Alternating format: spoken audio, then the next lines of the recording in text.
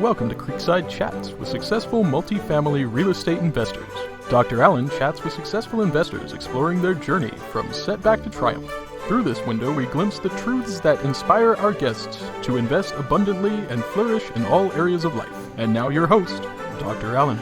Welcome to Creekside Chats with successful multifamily real estate investors, where we delve deep into the lives of our successful guests to find our own inspiration to thrive and flourish in all areas of life.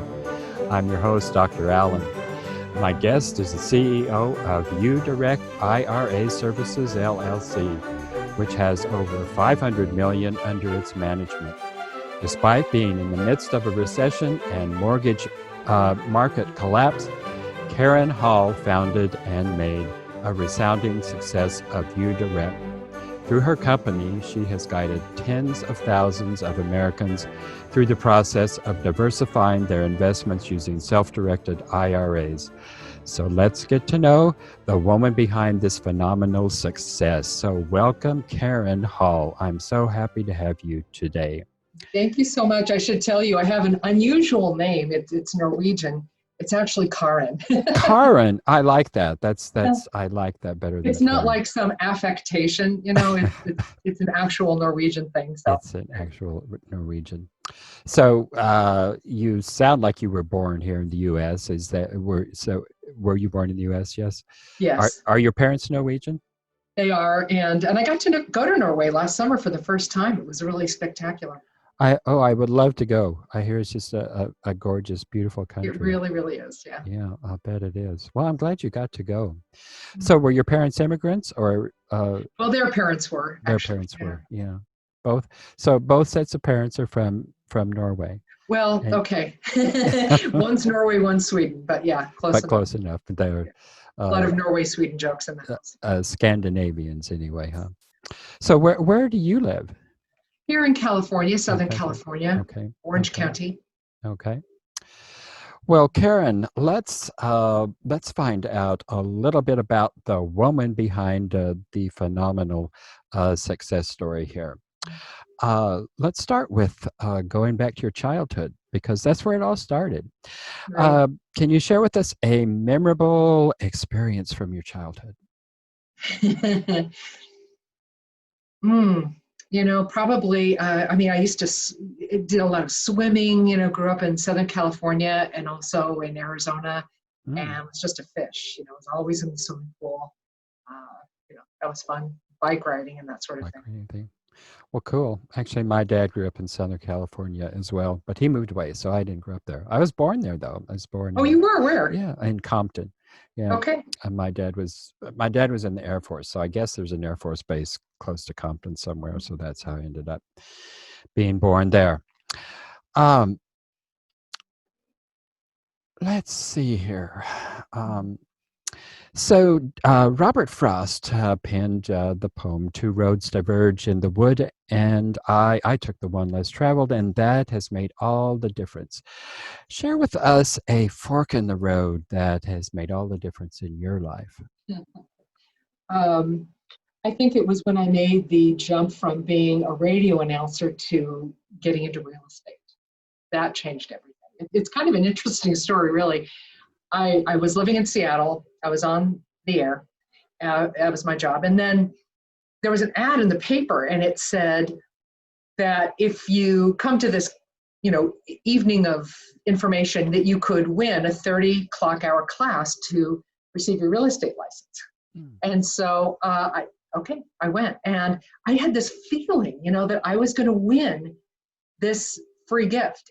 And I did. So it was very odd, and it was wonderful. And so I won the 30 clock hour class to get a real estate license in Washington. And I did that.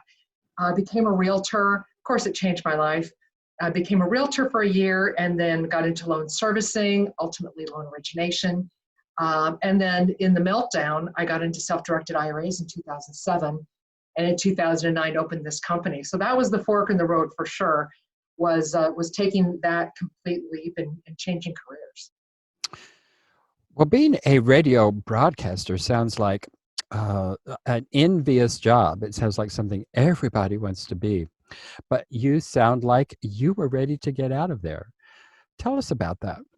I suppose I was. I mean, it does seem glamorous, and it was a lot like where I am right now, like in a room by myself with a microphone. At least I can see your face, but not being able to see anyone's face. And my friends were all out having fun, listening to me on the radio, and so a lot of it was. I mean, there's a lot of great things about it. I got to go to so many performances and see so many things as the press. You know, I did a little news and so forth, and it was an amazing career. I really enjoyed it, but I also was ready. I don't know, after I think was in it 17 years, I was really ready to do something else. Oh, that's quite a long time. Yeah. What kind of program was it? All different kinds. I did classic rock and light rock. You know, like light rock. Let's talk K-Light 98.7 FM. You know? And I did smooth jazz, and I did news and reported and was in Phoenix and Seattle and LA. Did some metro traffic in Los Angeles, and yeah, so a lot of fun things. Wow, you covered a lot of ground there. Yeah. Well, what was it that actually made you come to that decision that it's time to leave radio and go into, of all things, real estate? I was working in Seattle again, and I was managing an apartment building. So that was my first foray into real estate is property management. And so a friend of mine, she was actually dating the morning host at the time. And she worked for a very large property management company. She says, hey, how would you like to manage this small little building over here, collect the rents and sweep the hallways, and we'll give you half off your rent. I thought, well, that made sense in my 20s. That was a great idea. Mm-hmm. And so I said, sure. And then I was good at it. So they gave me a bigger building, and then a bigger building, and then more buildings. And I was sort of getting into real estate at that point anyway. Mm-hmm. That when I had the opportunity to make the jump, it was a logical transition. I still every once in a while dabble, and I'm glad that I have that background. It's helped me quite a bit. But it was a natural transition the way it came about. Yeah. Okay. Well, interesting life. So tell us, if you are different today than you were 10, 20 years ago, how are you different? And what were some of the causes of those changes? Well, we all know that hardship is the best teacher, right, in going through challenges. And I think going through a big challenge just before I started the company, it was a recession, and I lost my job. I have 2 children, and I had a mortgage, and I how am I going to put this together? So I think it's that kind of adversity that really makes you pull from within what you have and go for it. And that's what I did at that time. I mean, just no stone unturned. And it was like I'd been working at this self-directed IRA company, and I thought, well, maybe I could do this myself. And then I thought, oh no, I can't do it. It'll be too hard, and I don't know enough. And it's like, well, try. And I did. And connected with a lot of wonderful people that helped me and helped direct me to meet other people. It's all about your network, isn't it? About who you know. Absolutely, yeah. And interviewed several custodians about who did I want to work with, and then found the custodian that uDirect that we work with now called American Estate and Trust, and ultimately formed a contract with them. And we've been working together for nearly 11 years in this way. So I opened the company I was sitting in like an executive suite. I had a borrowed desk and a borrowed chair and a mug of coffee. That was uDirect at the time. I remember my first customer walking in. I was so excited. And now we have over 5,000 account holders, and they're all doing pretty well. Self-directing. They're like 99% of them are doing great. So it's been a very rewarding career. So you said you lost your job. So you were working for an IRA company. I was. And then you lost the job probably because of the recession there. And you had 2 kids and a mortgage, and yet you still had the courage to actually go out and go, I'm going to make a go of this. That is phenomenal. And so you've brushed over the broad view of starting that up, but there's a lot of detail in there. So fill us in a little bit upon the challenges you were facing and the bumps in the road that were coming in your way, and and what was it that in all of that? I mean, it had to be very challenging. How did you how did you have the inspiration and the vision to keep going through all that?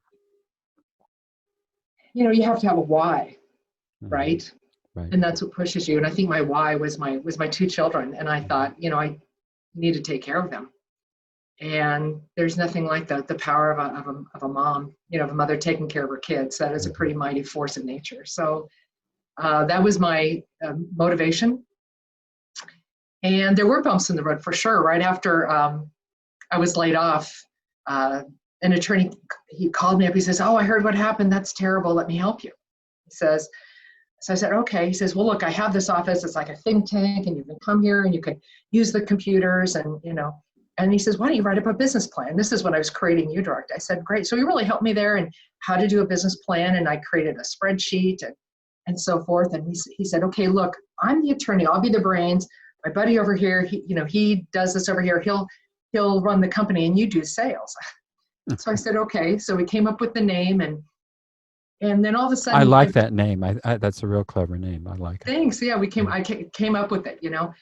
So then all of a sudden, the attorney and this other guy, they were holding closed door meetings without me. It's like, wait a minute, this is supposed to be my company.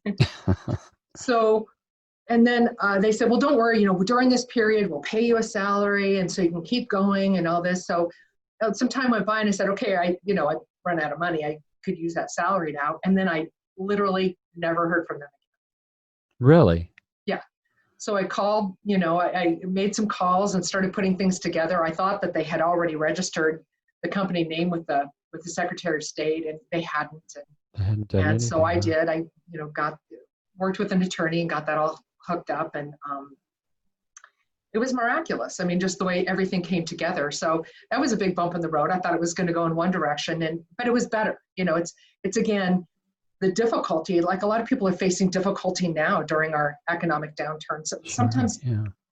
downturns can be the best thing, as hard as they are. And I can laugh about it now. It was pretty serious then, but then was able to, get a bank account, and I sold tickets to this large speaking event, and I got to keep a percentage of the tickets. So I earned $1,600, and that Hmm. was that was a foundation of this company. I put that money in the bank, Yeah. It's a big rented an deal at the office. time, I'm sure. Yeah. Yeah, rented an office for $400 a month. And so somebody was like executive suite. So someone was answering the phone for me, like I was a big company, like uDirect was a big company. Mm-hmm. Um, and now, things are much different 11 years later. Well, I'm so glad it worked out for you the way that it did. For folks just tuning in, my guest today is Kaaren Hall, and she is the CEO of uDirect IRA Services. And Karan has been sharing her life with us, an extraordinarily interesting life.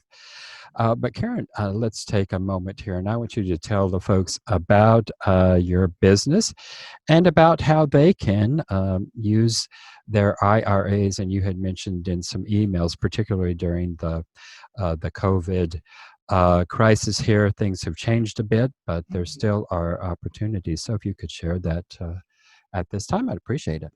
Sure. Well, self-directed IRAs, basically it's like a regular IRA in all aspects except for the asset that it can hold. So now a regular IRA is going to hold stocks, bonds, and mutual funds, but a self-directed IRA is going to hold alternative assets like real estate or precious metals, performing and non-performing debt. Your IRA can be the bank and lend money to people, different kinds. So alternative assets outside of the stock market. So that's what we do. There are some rules about self-directing. They're called prohibited transactions, keeping away from prohibited transactions, super important. And that has to go with disallowed people. So with self-directed IRAs, the crux of winning that game is knowing who's disallowed. It's your lineal ascendants, you and your spouse, and your descendants. So parents and grandparents, you and your spouse, children and grandchildren, disallowed to your IRA.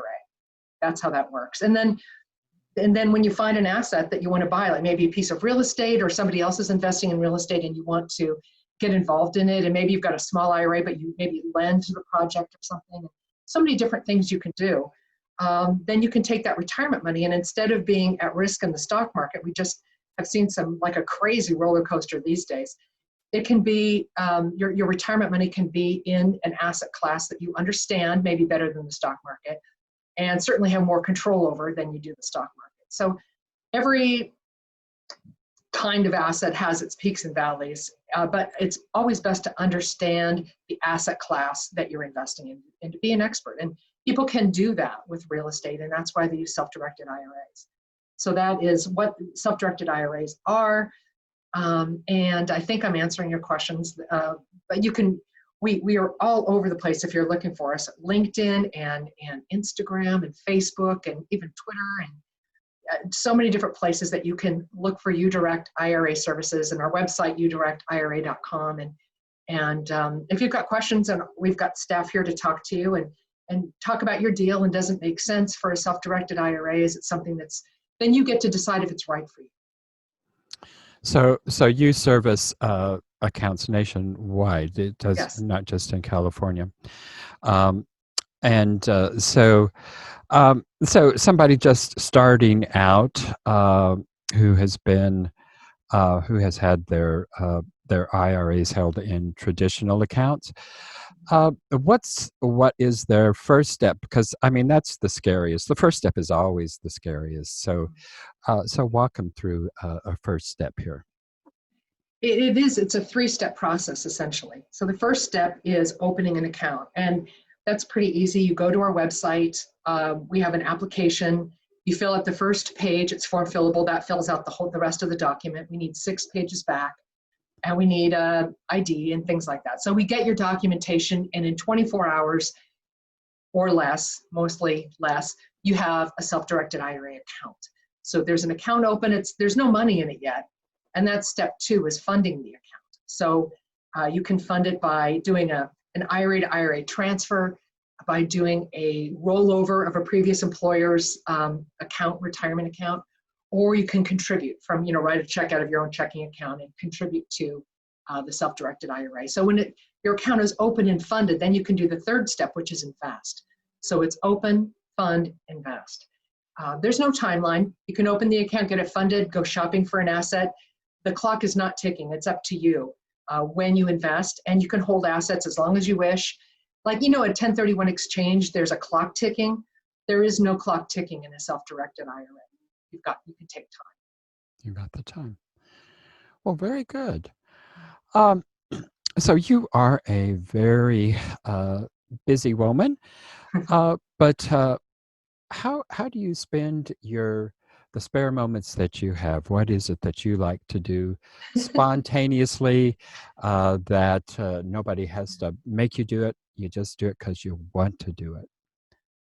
I have this pretty simple life. It's like walking the dog or hanging out with friends, housework or whatever. I don't have a lot of spare time.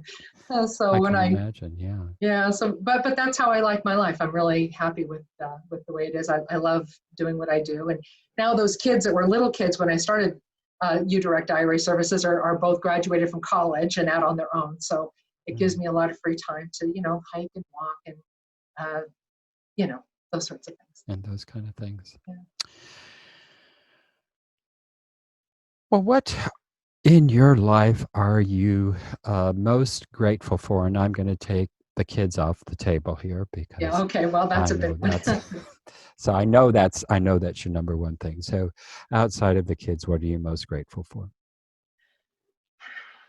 It's when I grew up, I didn't grow up in a wealthy family. I think most people could probably say that. That's most of us. Mm-hmm. And what I'm very grateful for is the prosperity to not just sustain myself and to be able to help other people sustain their future retirement, but to help my staff. Most of these people that I hired here, most of our staff have worked here a long time, and it was during the downturn that I hired most of them. So bringing them out of unemployment, that was super gratifying, and I'm really grateful for that.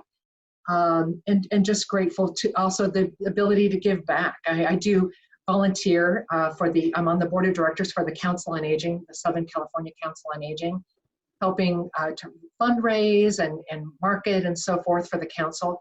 I also work with my church, the food bank right now. The need is huge and so gratifying. And I'm so grateful for the opportunity to be able to help, with somebody who needs help, and you can be there and be the one that helps them. That's a gift, and it's pretty amazing. Well, wonderful. I've got one last question here, but once again, my guest is Kaaren Hall, and she is the CEO of uDirect IRA Services. So, Kaaren, you had told the folks just a tad bit on how they can get in touch with you, but let's run through that again so that people do know how to get hold of you, particularly people who are interested in going this direction of self-directed IRAs. Right. I think our website is the best place to start. It's uDirect, which is the letter U, uDirect IRA Services, or uDirectIRA.com is our website. Okay. And there is so much information there, but also social media, as I mentioned. So if you type in small u, big D, uDirect, you will find us all over the place. All over the place. That's the best way. Okay. Well, thank you.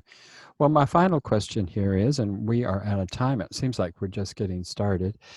But Kaaren, when you come to the end of this journey of life, what do you want your epitaph to read?